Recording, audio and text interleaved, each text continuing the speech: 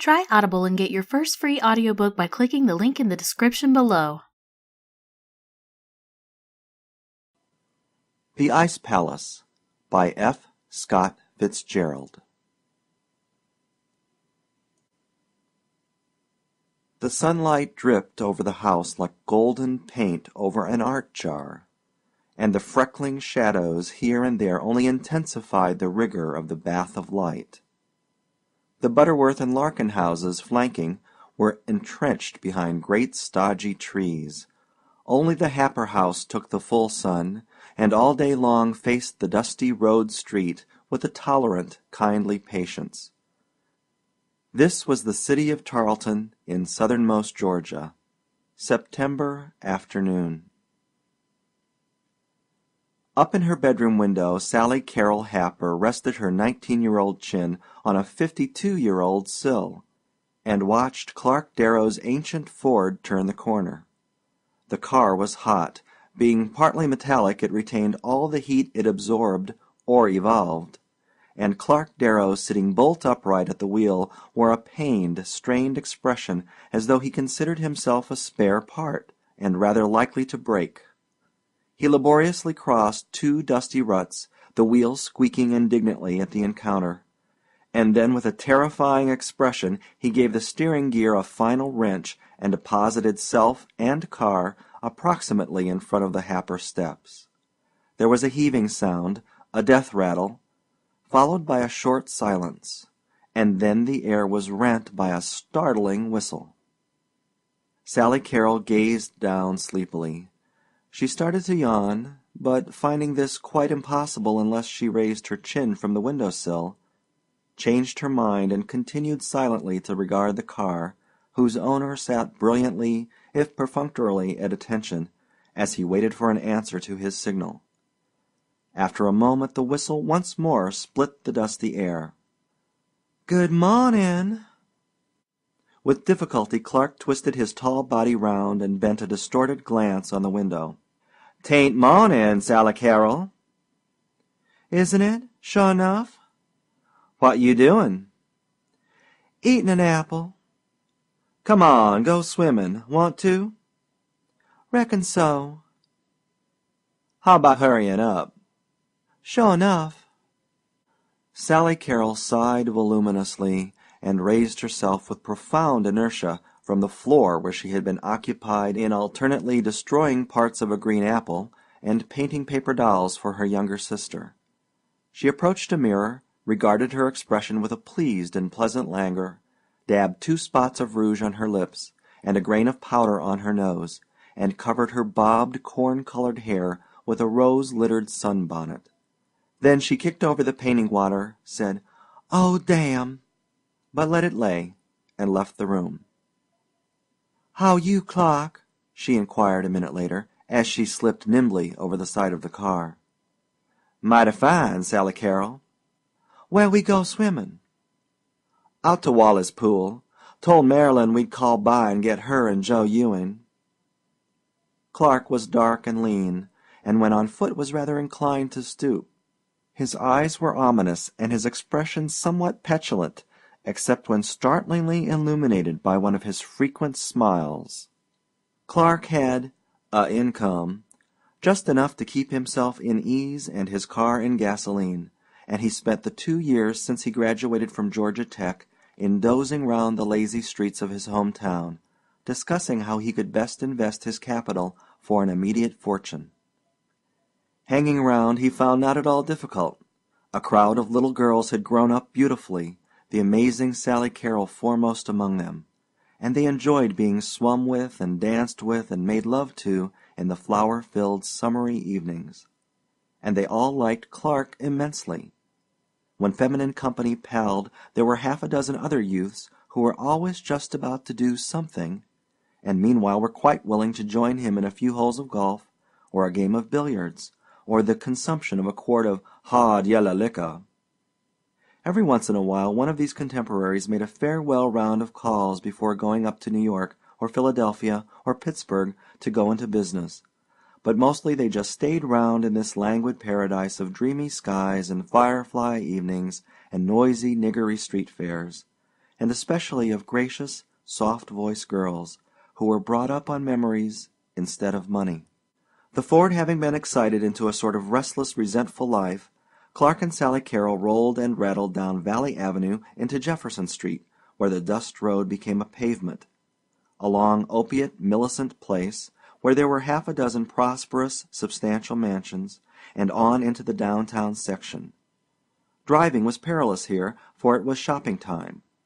The population idled casually across the streets, and a drove of low moaning oxen were being urged along in front of a placid streetcar. Even the shops seemed only yawning their doors and blinking their windows in the sunshine before retiring into a state of utter and finite coma.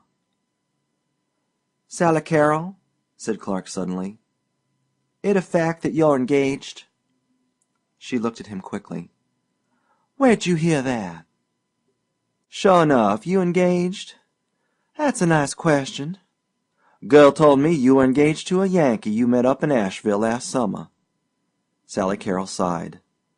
"Never saw such an old town for rumors." "Don't marry a Yankee, Sally Carrol. We need you round here." Sally Carrol was silent a moment.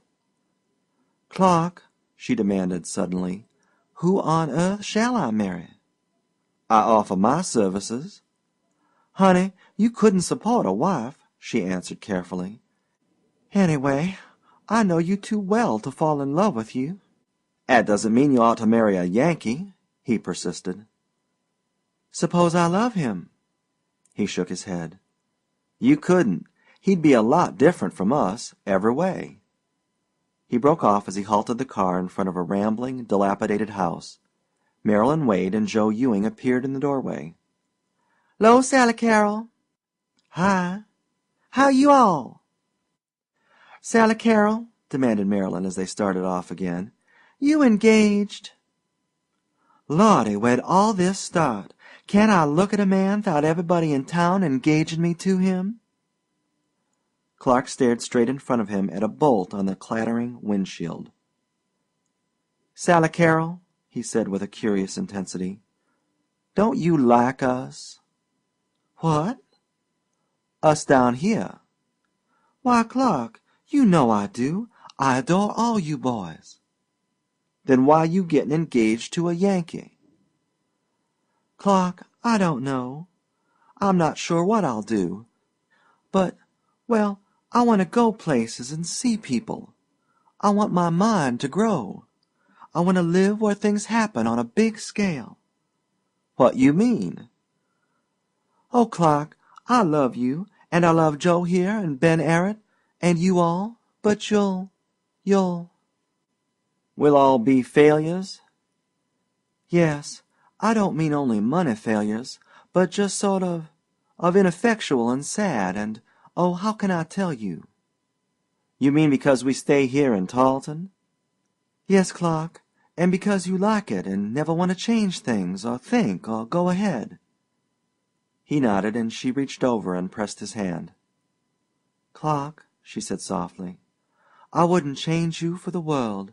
You're sweet the way you are. The things that'll make you fail I'll love always. The living in the past, the lazy days and nights you have, and all your carelessness and generosity." "But you're going away." "Yes, because I couldn't ever marry you.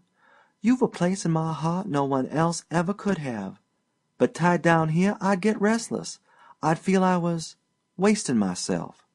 There's two sides of me, you see.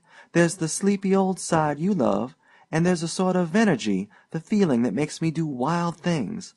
That's the part of me that may be useful somewhere, that'll last when I'm not beautiful any more." She broke off with characteristic suddenness and sighed, "Oh, sweet cookie," as her mood changed. Half closing her eyes and tipping back her head till it rested on the seat back, she let the savory breeze fan her eyes and ripple the fluffy curls of her bobbed hair. They were in the country now, hurrying between tangled growths of bright green coppice and grass and tall trees that sent sprays of foliage to hang a cool welcome over the road. Here and there they passed a battered Negro cabin, its oldest white-haired inhabitant smoking a corncob pipe beside the door, and half a dozen scantily clothed pickaninnies parading tattered dolls on the wild-grown grass in front. Farther out were lazy cotton fields where even the workers seemed intangible shadows lent by the sun to the earth, not for toil, but to while away some age-old tradition in the golden September fields.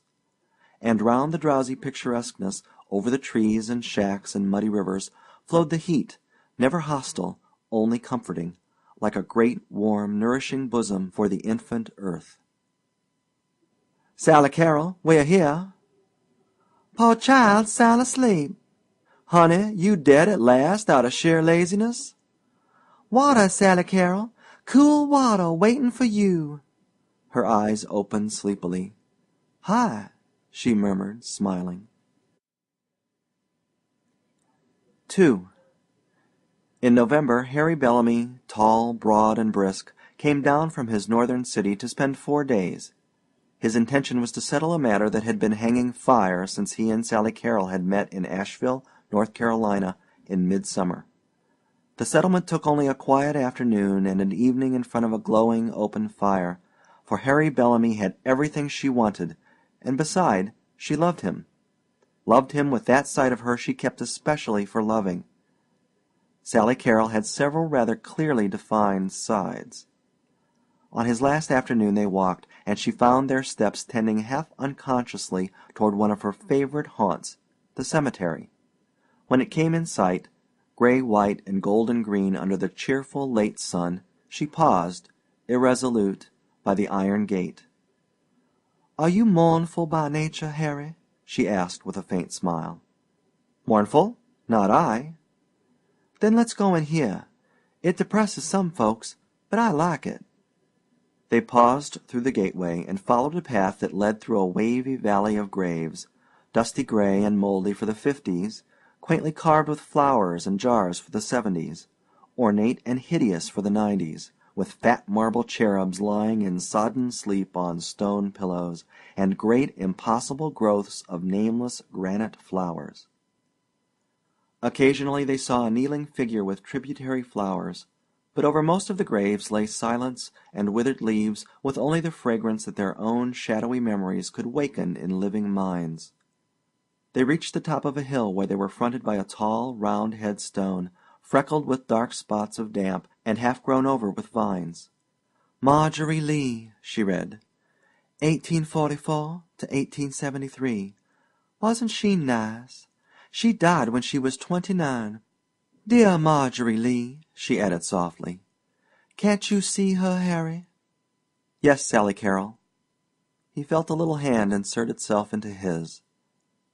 "She was dark, I think, and she always wore her hair with a ribbon in it, and gorgeous hoop skirts of Alice blue and old rose." "Yes."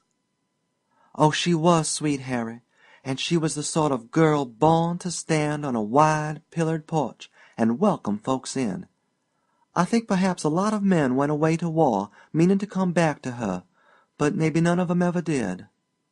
He stooped down close to the stone, hunting for any record of marriage. "There's nothing here to show." "Of course not. How could there be anything there better than just Marjorie Lee and that eloquent date?" She drew close to him, and an unexpected lump came into his throat as her yellow hair brushed his cheek. "You see how she was, don't you, Harry?" "I see," he agreed gently. "I see through your precious eyes. You're beautiful now, so I know she must have been." Silent and close they stood, and he could feel her shoulders trembling a little. An ambling breeze swept up the hill and stirred the brim of her floppity hat. "Let's go down there." She was pointing to a flat stretch on the other side of the hill, where along the green turf were 1,000 grayish-white crosses stretching in endless, ordered rows like the stacked arms of a battalion. "Those are the Confederate dead," said Sally Carrol simply. They walked along and read the inscriptions, always only a name and a date, sometimes quite indecipherable. "The last row is the saddest. See, way over there? Every cross has just the date on it and the word 'Unknown.'" She looked at him and her eyes brimmed with tears. "I can't tell you how real it is to me, darling, if you don't know." How you feel about it is beautiful to me." "No, no, it's not me, it's them. That old time that I've tried to have live in me. These were just men, unimportant evidently, or they wouldn't have been unknown. But they died for the most beautiful thing in the world, the dead South. You see," she continued, her voice still husky, her eyes glistening with tears, "people have these dreams they fasten on to things, and I've always grown up with that dream. It was so easy because it was all dead and there weren't any disillusions coming to me. I've tried in a way to live up to those past standards of noblesse oblige. There's just the last remnants of it, you know, like the roses of an old garden dying all round us, streaks of strange courtliness and chivalry in some of these boys, and stories I used to hear from a Confederate soldier who lived next door, and a few old darkies. Oh, Harry, there was something. I couldn't ever make you understand, but it was there." "I understand," he assured her again quietly. Sally Carrol smiled and dried her eyes on the tip of a handkerchief protruding from his breast pocket. "You don't feel depressed, do you, lover? Even when I cry I'm happy here, and I get a sort of strength from it." Hand in hand they turned and walked slowly away. Finding soft grass, she drew him down to a seat beside her with their backs against the remnants of a low broken wall. "Wish those 3 old women would clear out," he complained. "I want to kiss you, Sally Carrol." "Me too." They waited impatiently for the 3 bent figures to move off, and then she kissed him until the sky seemed to fade out and all her smiles and tears to vanish in an ecstasy of eternal seconds. Afterward they walked slowly back together, while on the corners twilight played at somnolent black and white checkers with the end of the day. "You'll be up about mid-January," he said, "and you've got to stay a month at least. It'll be slick. There's a winter carnival on, and if you've never really seen snow it'll be like fairyland to you. There'll be skating and skiing and tobogganing and sled riding and all sorts of torchlight parades on snowshoes. They haven't had one for years, so they're going to make it a knockout." "Will I be cold, Harry?" she asked suddenly. "You certainly won't. You may freeze your nose, but you won't be shivery cold. It's hard and dry, you know." "I guess I'm a summer child. I don't like any cold I've ever seen." She broke off, and they were both silent for a minute. "Sally Carrol," he said very slowly, "what do you say to March?" "I say I love you." "March?" "March, Harry." 3. All night in the Pullman it was very cold. She rang for the porter to ask for another blanket, and when he couldn't give her one she tried vainly, by squeezing down into the bottom of her berth and doubling back the bedclothes, to snatch a few hours' sleep. She wanted to look her best in the morning. She rose at 6 and, sliding uncomfortably into her clothes, stumbled up to the diner for a cup of coffee. The snow had filtered into the vestibules and covered the door with a slippery coating. It was intriguing, this cold. It crept in everywhere. Her breath was quite visible, and she blew into the air with a naive enjoyment. Seated in the diner, she stared out the window at white hills and valleys and scattered pines whose every branch was a green platter for a cold feast of snow. Sometimes a solitary farmhouse would fly by, ugly and bleak and lone on the white waste, and with each one she had an instant of chill compassion for the souls shut in there waiting for spring. As she left the diner and swayed back into the Pullman, she experienced a surging rush of energy and wondered if she was feeling the bracing air of which Harry had spoken. This was the North, her land now. "Then blow ye winds, hi ho, a roving I will go," she chanted exultantly to herself. "What's that?" inquired the porter politely. "I said, brush me off." The long wires of the telegraph poles doubled. 2 tracks ran up beside the train. 3, 4, came a succession of white-roofed houses, a glimpse of a trolley car with frosted windows, streets, more streets, the city. She stood for a dazed moment in the frosty station before she saw 3 fur-bundled figures descending upon her. There she is. Oh, Sally Carrol. Sally Carrol dropped her bag. Hi. A faintly familiar, icy-cold face kissed her, and then she was in a group of faces all apparently emitting great clouds of heavy smoke.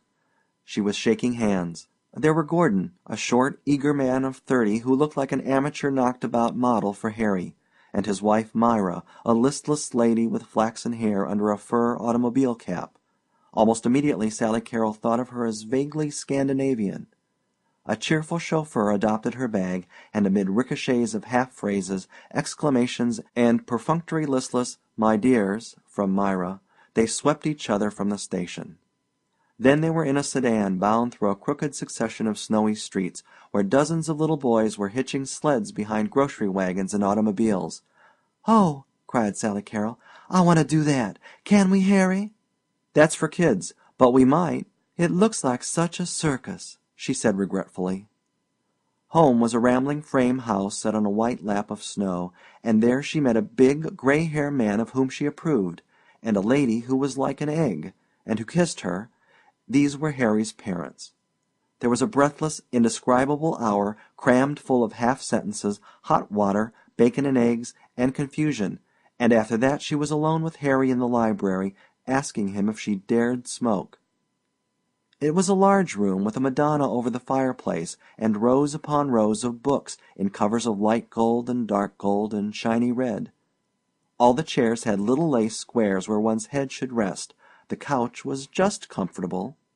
The books looked as if they had been read, some, and Sally Carrol had an instantaneous vision of the battered old library at home, with her father's huge medical books and the oil paintings of her 3 great-uncles, and the old couch that had been mended up for 45 years and was still luxurious to dream in. This room struck her as being neither attractive nor particularly otherwise. It was simply a room with a lot of fairly expensive things in it that all looked about 15 years old. "What do you think of it up here?" demanded Harry eagerly. "Does it surprise you? Is it what you expected, I mean?" "You are, Harry," she said quietly, and reached out her arms to him. But after a brief kiss he seemed to extort enthusiasm from her. "The town, I mean. Do you like it? Can you feel the pep in the air?" "Oh, Harry," she laughed, "you'll have to give me time. You can't just fling questions at me." She puffed at her cigarette with a sigh of contentment. "One thing I want to ask you," he began rather apologetically. "You Southerners put quite an emphasis on family and all that. Not that it isn't quite all right, but you'll find it a little different here. I mean, you'll notice a lot of things that seem to you sort of vulgar display at first, Sally Carrol. But just remember that this is a 3-generation town. Everybody has a father, and about half of us have grandfathers. Back of that we don't go." "Of course," she muttered. "Our grandfathers, you see, founded the place, and a lot of them had to take some pretty queer jobs while they were doing the founding. For instance, there's one woman who at present is about the social model for the town. Well, her father was the first public ash man. Things like that." "Why," said Sally Carrol, puzzled, "did you suppose I was going to make remarks about people?" "Not at all," interrupted Harry, "and I'm not apologizing for anyone either.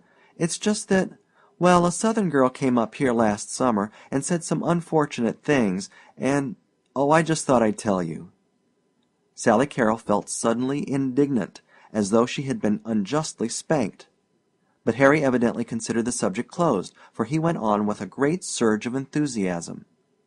"It's carnival time, you know, first in 10 years, and there's an ice palace they're building new that's the first they've had since '85, built out of blocks of the clearest ice they could find, on a tremendous scale." She rose, and walking to the window pushed aside the heavy Turkish portieres and looked out. "Oh," she cried out suddenly, "there's 2 little boys making a snowman. Harry, do you reckon I can go out and help 'em?" "You dream. Come here and kiss me." She left the window rather reluctantly. "I don't guess this is a very kissable climate, is it? I mean, it makes you so you don't want to sit around, doesn't it?" "We're not going to. I've got a vacation for the first week you're here, and there's a dinner dance tonight." "Oh, Harry," she confessed, subsiding in a heap, half in his lap, half in the pillows, I sure do feel confused. I haven't got an idea whether I like it or not, and I don't know what people expect or anything. You'll have to tell me, honey." "I'll tell you," he said softly, "if you'll just tell me you're glad to be here." "Glad, just awful glad," she whispered, insinuating herself into his arms in her own peculiar way. "Where you are is home for me, Harry." And as she said this, she had the feeling for almost the first time in her life that she was acting a part. That night, amid the gleaming candles of a dinner party, where the men seemed to do most of the talking while the girls sat in a haughty and expensive aloofness, even Harry's presence on her left failed to make her feel at home. "They're a good-looking crowd, don't you think?" he demanded. "Just look round. There's Spud Hubbard, tackle at Princeton last year, and Junie Morton. He and the red-haired fellow next to him were both Yale hockey captains. Junie was in my class. Why, the best athletes in the world come from these states round here. This is a man's country, I tell you. Look at John J. Fishburne." "Who's he?" asked Sally Carrol innocently. "Don't you know?" "I've heard the name." "Greatest wheat man in the Northwest, and one of the greatest financiers in the country." She turned suddenly to a voice on her right. "I guess they forgot to introduce us. My name's Roger Patton." "My name is Sally Carrol Happer," she said graciously. "Yes, I know. Harry told me you were coming." "You a relative?" "No, I'm a professor." "Oh!" she laughed. "At the university. You're from the South, aren't you?" "Yes, Tarleton, Georgia." She liked him immediately, a reddish-brown mustache under watery blue eyes that had something in them that these other eyes lacked, some quality of appreciation. They exchanged stray sentences through dinner, and she made up her mind to see him again. After coffee she was introduced to numerous good-looking young men who danced with conscious precision and seemed to take it for granted that she wanted to talk about nothing except Harry. "Heavens!" she thought, "they talk as if my being engaged made me older than they are, as if I'd tell their mothers on them." In the South, an engaged girl, even a young married woman, expected the same amount of half-affectionate badinage and flattery that would be accorded a debutante, but here all that seemed banned. One young man, after getting well started on the subject of Sally Carrol's eyes and how they had allured him ever since she entered the room, went into a violent convulsion when he found she was visiting the Bellamys, was Harry's fiancée. He seemed to feel as though he had made some risque and inexcusable blunder, became immediately formal, and left her at the first opportunity. She was rather glad when Roger Patton cut in on her and suggested that they sit out a while. "Well," he inquired, blinking cheerily, "how's Carmen from the South?" "Mighty fine. How's Dangerous Dan McGrew? Sorry, but he's the only Northerner I know much about." He seemed to enjoy that. "Of course," he confessed, "as a professor of literature I'm not supposed to have read Dangerous Dan McGrew." "Are you a native?" "No, I'm a Philadelphian. Imported from Harvard to teach French. But I've been here 10 years. 9 years, 364 days longer than me." "Like it here?" "Uh-huh, sure do." "Really?" "Well, why not? Don't I look as if I were having a good time?" "I saw you look out the window a minute ago and shiver." "Just my imagination," laughed Sally Carrol. "I'm used to having everything quiet outside, and sometimes I look out and see a flurry of snow, and it's just as if something dead was moving." He nodded appreciatively. "Ever been north before?" "Spent 2 Julys in Asheville, North Carolina." "Nice-looking crowd, aren't they?" suggested Patton, indicating the swirling floor. Sally Carrol started. This had been Harry's remark. "Sure are. They're canine." "What?" She flushed. "I'm sorry. That sounded worse than I meant it. You see, I always think of people as feline or canine, irrespective of sex." "Which are you?" "I'm feline. So are you. So are most Southern men and most of these girls here." "What's Harry?" "Harry's canine distinctly. All the men I've met tonight seem to be canine." "What does canine imply? A certain conscious masculinity as opposed to subtlety?" Reckon so. I never analyzed it, only I just look at people and say canine or feline right off. It's right absurd, I guess. Not at all. I'm interested. I used to have a theory about these people. I think they're freezing up. What? I think they're growing like Swedes, Ibsenesque, you know, very gradually getting gloomy and melancholy. It's these long winters. Ever read Ibsen? She shook her head.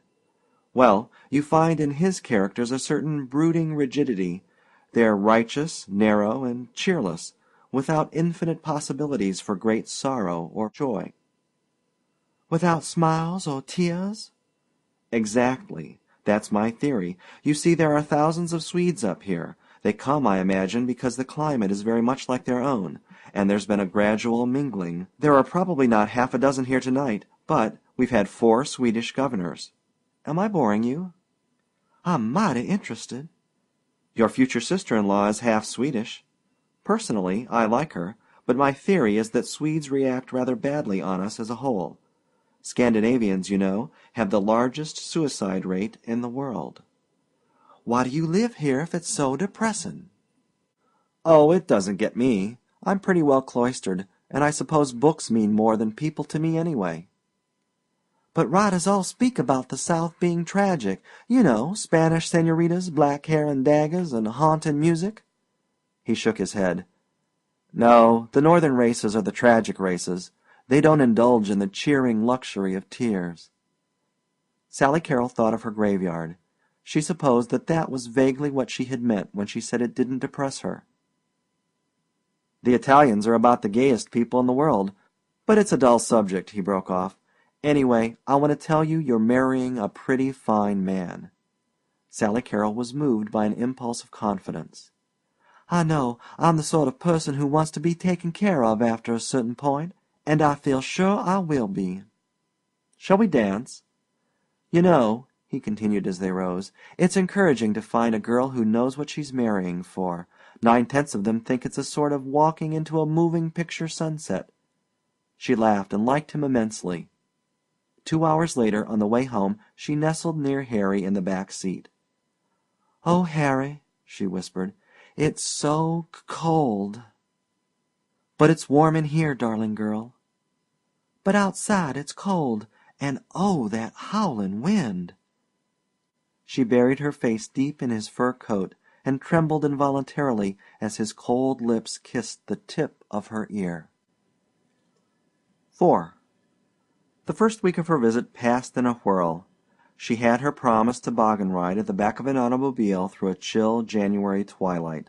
Swathed in fur, she put in a morning tobogganing on the country club hill, even tried skiing, to sail through the air for a glorious moment and then land in a tangled, laughing bundle on a soft snowdrift.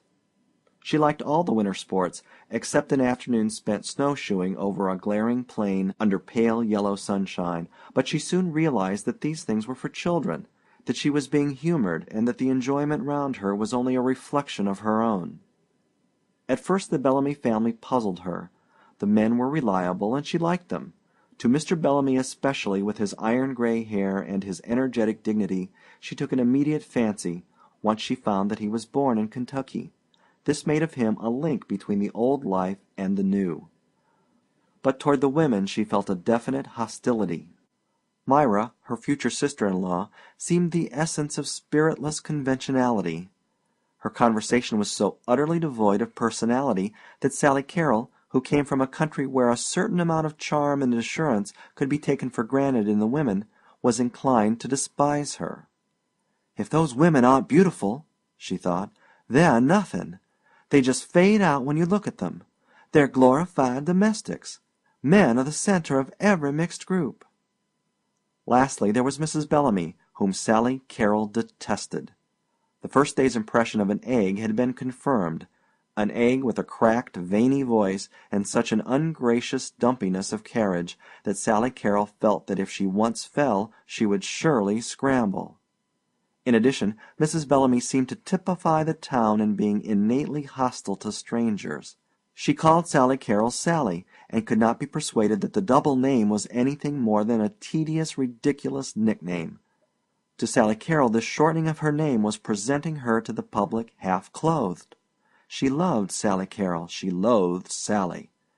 She knew also that Harry's mother disapproved of her bobbed hair, and she had never dared smoke downstairs after that first day when Mrs. Bellamy had come into the library sniffing violently. Of all the men she met, she preferred Roger Patton, who was a frequent visitor at the house. He never again alluded to the Ibsenesque tendency of the populace, but when he came in one day and found her curled upon the sofa bent over Peer Gynt, he laughed and told her to forget what he'd said, that it was all rot. And then one afternoon in her second week she and Harry hovered on the edge of a dangerously steep quarrel. She considered that he precipitated it entirely, though the Serbia in this case was an unknown man who had not had his trousers pressed. They had been walking homeward between mounds of high-piled snow, and under a sun which Sally Carrol scarcely recognized. They passed the little girl done up in gray wool until she resembled a small teddy bear, and Sally Carrol could not resist the gasp of maternal appreciation. "Look, Harry!" "What?" "That little girl. Did you see her face?" "Yes. Why?" "It was red as a little strawberry. Oh, she was cute." "Why, your own face is almost as red as that already. Everybody's healthy here. We're out in the cold as soon as we're old enough to walk. Wonderful climate." She looked at him and had to agree. He was mighty healthy looking. So was his brother, and she had noticed the new red in her own cheeks that very morning. Suddenly their glances were caught and held, and they stared for a moment at the street corner ahead of them.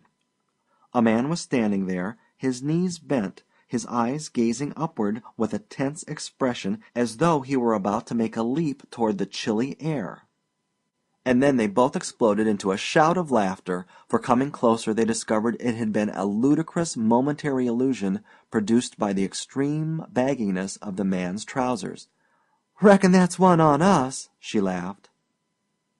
"He must be a Southerner, judging by those trousers," suggested Harry mischievously. "Why, Harry!" Her surprised look must have irritated him. "Those damn Southerners!" Sally Carrol's eyes flashed. "Don't call 'em that." "I'm sorry, dear," said Harry, malignantly apologetic, "but you know what I think of them. They're sort of degenerates, not at all like the old Southerners.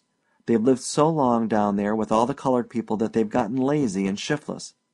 "Hush your mouth, Harry!" she cried angrily. "They're not. They may be lazy. Anybody would be in that climate. But they're my best friends, and I don't want to hear them criticized in any such sweeping way. Some of 'em are the finest men in the world." "Oh, I know. They're all right when they come north to college. But of all the hang-dog, ill-dressed, slovenly lot I ever saw, a bunch of small-town Southerners are the worst." Sally Carrol was clenching her gloved hands and biting her lip furiously. "Why," continued Harry, "there was one in my class at New Haven, and we all thought that at last we'd found the true type of Southern aristocrat, but it turned out that he wasn't an aristocrat at all, just the son of a Northern carpetbagger who owned about all the cotton round Mobile." "A Southerner wouldn't talk the way you're talking now," she said evenly. "They haven't the energy." "Or the something else." "I'm sorry, Sally Carrol, but I've heard you say yourself that you'd never marry." "That's quite different. I told you I wouldn't want to tie my life to any of the boys that are round Tarleton now, but I never made any sweeping generalities." They walked along in silence. "I probably spread it on a bit thick, Sally Carrol. I'm sorry." She nodded, but made no answer. 5 minutes later, as they stood in the hallway, she suddenly threw her arms round him. "Oh, Harry," she cried, her eyes brimming with tears, "let's get married next week. I'm afraid of having fusses like that. I'm afraid, Harry. It wouldn't be that way if we were married." But Harry, being in the wrong, was still irritated. "That'd be idiotic. We decided on March." The tears in Sally Carrol's eyes faded. Her expression hardened slightly. "Very well. I suppose I shouldn't have said that." Harry melted. "Dear little nut," he cried, "come and kiss me and let's forget." That very night, at the end of a vaudeville performance, the orchestra played Dixie, and Sally Carrol felt something stronger and more enduring than her tears and smiles of the day brim up inside her. She leaned forward, gripping the arms of her chair until her face grew crimson. "Sort of get you, dear?" whispered Harry. But she did not hear him. To the limited throbs of the violins and the inspiring beat of the kettledrums, her own old ghosts were marching by and on into the darkness, and as fifes whistled and sighed in the low encore, they seemed so nearly out of sight that she could have waved good-bye. "Away, away, away down south in Dixie, away, away, away down south in Dixie." 5. It was a particularly cold night. A sudden thaw had nearly cleared the streets the day before, but now they were traversed again with a powdery wraith of loose snow that traveled in wavy lines before the feet of the wind, and filled the lower air with a fine particled mist.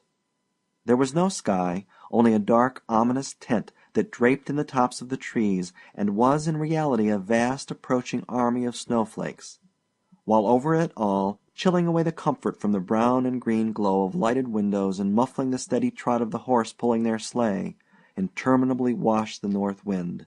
It was a dismal town after all, she thought. Dismal.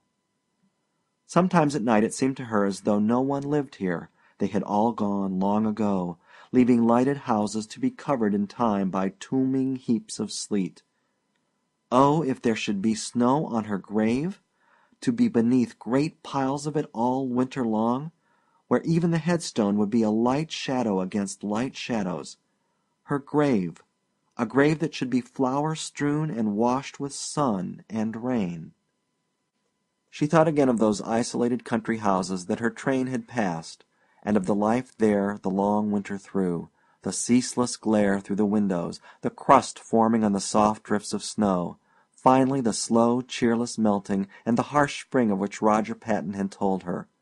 Her spring, to lose it forever, with its lilacs and the lazy sweetness it stirred in her heart. She was laying away that spring.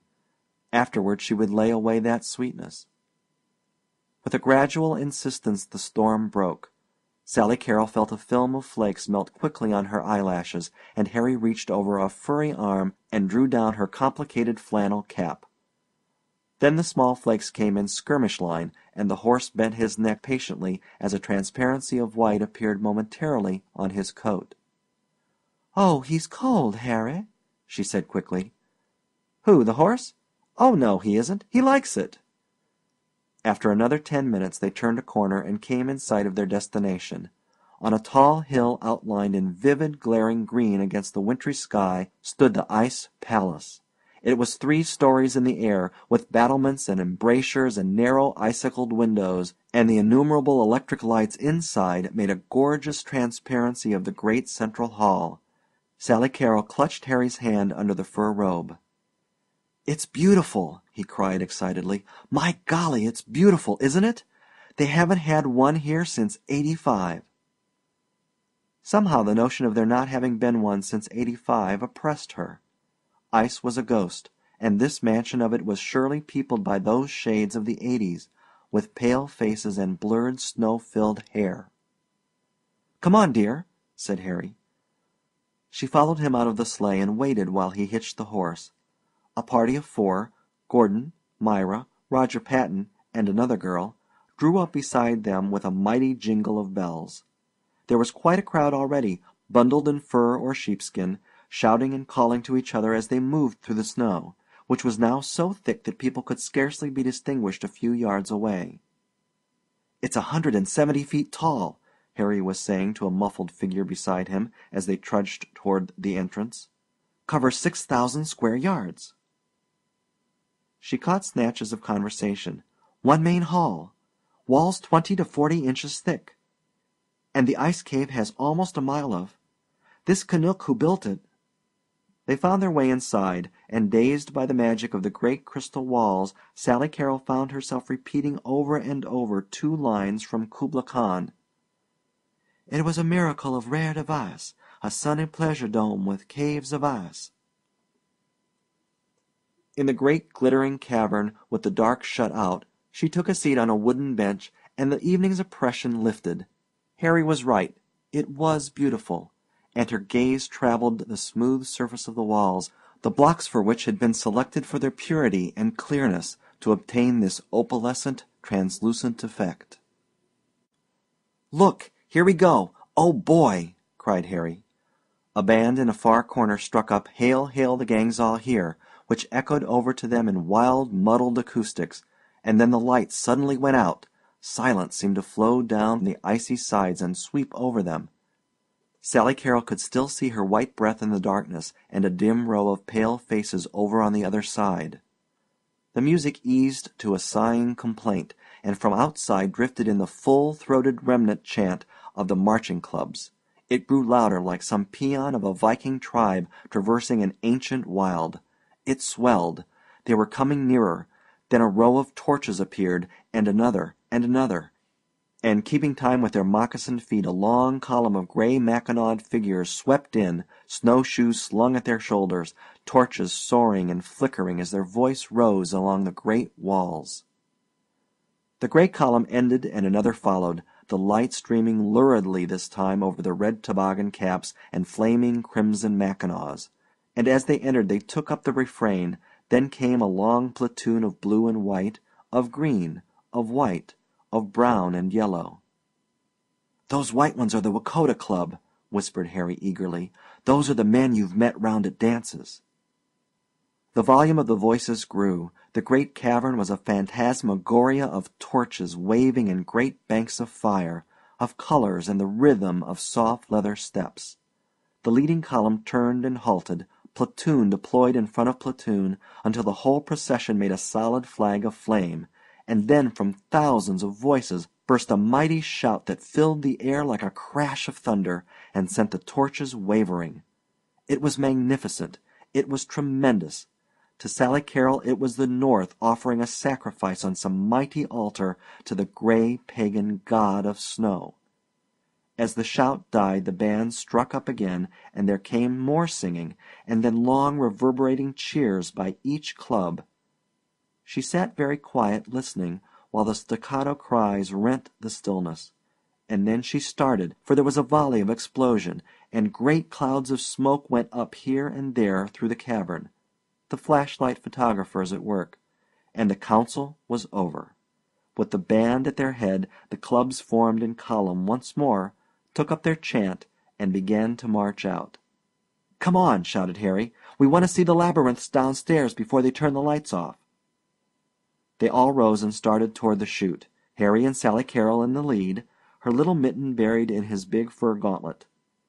At the bottom of the chute was a long empty room of ice, with the ceiling so low that they had to stoop, and their hands were parted. Before she realized what he intended, Harry had darted down one of the half-dozen glittering passages that opened into the room, and was only a vague receding blot against the green shimmer. "Harry!" she called. "Come on!" he cried back. She looked round the empty chamber. The rest of the party had evidently decided to go home, were already outside somewhere in the blundering snow. She hesitated, and then darted in after Harry. "Harry!" she shouted. She had reached a turning point 30 feet down. She heard a faint muffled answer far to the left, and with a touch of panic fled toward it. She passed another turning, 2 more yawning alleys. "Harry!" No answer. She started to run straight forward, and then turned like lightning and sped back the way she had come, enveloped in a sudden icy terror. She reached a turn. Was it here? Took the left, and came to what should have been the outlet into the long, low room. But it was only another glittering passage with darkness at the end. She called again, but the walls gave back a flat, lifeless echo with no reverberations. Retracing her steps, she turned another corner, this time following a wide passage. It was like the green lane between the parted waters of the Red Sea, like a damp vault connecting empty tombs. She slipped a little now as she walked, for ice had formed on the bottom of her overshoes. She had to run her gloves along the half-slippery, half-sticky walls to keep her balance. "Harry!" Still no answer. The sound she made bounced mockingly down to the end of the passage. Then on an instant the lights went out, and she was in complete darkness. She gave a small, frightened cry, and sank down into a cold little heap on the ice. She felt her left knee do something as she fell, but she scarcely noticed it as some deep terror far greater than any fear of being lost settled upon her. She was alone with this presence that came out of the north, the dreary loneliness that rose from ice-bound whalers in the Arctic seas, from smokeless, trackless wastes where there were strewn the whitened bones of adventure. It was an icy breath of death. It was rolling down low across the land to clutch at her. With a furious, despairing energy, she rose again and started blindly down the darkness. She must get out. She might be lost in here for days, freeze to death and lie embedded in the ice like corpses she had read of, kept perfectly preserved until the melting of a glacier. Harry probably thought she had left with the others. He had gone by now. No one would know until the next day. She reached pitifully for the wall. 40 inches thick, they had said. 40 inches thick. On both sides of her along the walls she felt things creeping, damp souls that haunted this palace, this town, this north. "Oh, send somebody! Send somebody!" she cried aloud. Clark Darrow, he would understand, or Joe Ewing. She couldn't be left here to wander forever, to be frozen, heart, body, and soul. This her, this Sally Carrol. Why, she was a happy thing. She was a happy little girl. She liked warmth and summer and Dixie. These things were foreign. Foreign. "You're not crying," something said aloud. "You'll never cry any more. Your tears would just freeze. All tears freeze up here." She sprawled full length on the ice. "Oh, God!" she faltered. A long single file of minutes went by, and with a great weariness she felt her eyes dozing. Then someone seemed to sit down near her and take her face in warm, soft hands. She looked up gratefully. "Why, it's Marjorie Lee," she crooned softly to herself. "I knew you'd come." It really was Marjorie Lee, and she was just as Sally Carrol had known she would be, with a young white brow and wide welcoming eyes and a hoop skirt of some soft material that was quite comforting to rest on. Marjorie Lee. It was getting darker now and darker. All those tombstones ought to be repainted sure enough, only that would spoil 'em, of course. Still, you ought to be able to see 'em. Then, after a succession of moments that went fast and then slow, but seemed to be ultimately resolving themselves into a multitude of blurred rays converging toward a pale yellow sun, she heard a great cracking noise break her new-found stillness. It was the sun. It was a light, a torch, and a torch beyond that, and another one, and voices. A face took flesh below the torch, heavy arms raised her, and she felt something on her cheek. It felt wet. Someone had seized her and was rubbing her face with snow. How ridiculous! With snow. "Sally Carrol? Sally Carrol!" It was Dangerous Dan McGrew, and two other faces she didn't know. "Child, child, we've been looking for you 2 hours. Harry's half crazy." Things came rushing back into place. The singing, the torches, the great shout of the marching clubs. She squirmed in Patton's arms and gave a long, low cry. "Oh, I want to get out of here. I'm going back home. Take me home." Her voice rose to a scream that sent a chill to Harry's heart as he came racing down the next passage. "Tomorrow!" she cried with delirious, unrestrained passion. "Tomorrow! Tomorrow! Tomorrow!" 6. The wealth of golden sunlight poured a quite enervating, yet oddly comforting heat over the house, where day long it faced the dusty stretch of road.